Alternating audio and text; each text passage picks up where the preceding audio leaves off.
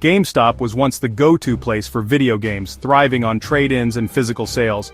But as gaming shifted online, GameStop's business model started to look outdated. The stock price slid for years, reflecting doubts about its future. Then, in 2021, retail investors on Reddit sparked a buying frenzy, sending the stock soaring. GameStop became a symbol of small investors challenging Wall Street and of a new, unpredictable market era. Now, GameStop is more than a retailer, it's a cultural phenomenon. Its stock price is driven as much by online hype as by business results. To understand GameStop today, you have to look at both its struggling retail business and its passionate investor base. The company's story is a lesson in how modern investing can be shaped by social media and collective action. When evaluating GameStop, consider: are people still buying from its stores? Is it making money? And just as importantly, what are the retail investors thinking and doing? Both the business and the crowd matter. Ignoring either gives you an incomplete picture. GameStop's journey from mall store to market icon shows how investing has changed. It's a company with a story unlike any other. Let's look at the numbers. In its latest quarter, GameStop's sales dropped to $854 million, down from $1.24 billion a year ago. The decline in physical game sales continues as more gamers go digital. Despite falling sales, losses narrowed. $28.7 million this quarter versus $50.5 million last year. CEO Ryan Cohen's team has slashed costs, closing stores and cutting overhead. Expenses fell sharply, showing a focus on efficiency. The company is shrinking to survive, not chasing growth. GameStop ended the quarter with over $1 billion in cash and securities. This cash cushion gives it flexibility to weather losses or invest in new ideas. For investors, this strong cash position is a key reason for interest. It's a safety net, and a potential launchpad for future moves.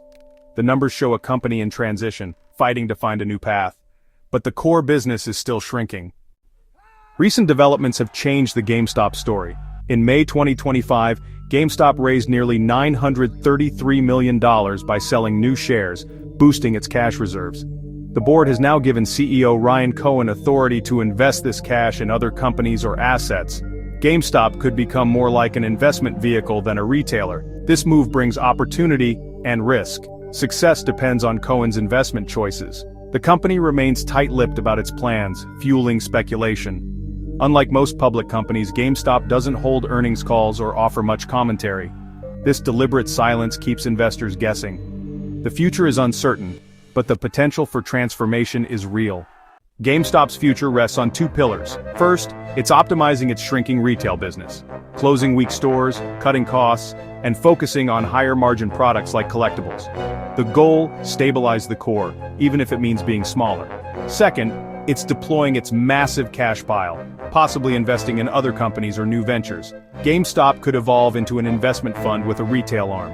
Success depends on CEO Ryan Cohen's ability to spot winning opportunities. The company might acquire businesses in e-commerce, gaming, or even unrelated fields. This pivot excites supporters, but it's a high-risk, high-reward strategy. A few bad investments could quickly erode its cash advantage. Investors are watching closely to see how this capital will be used.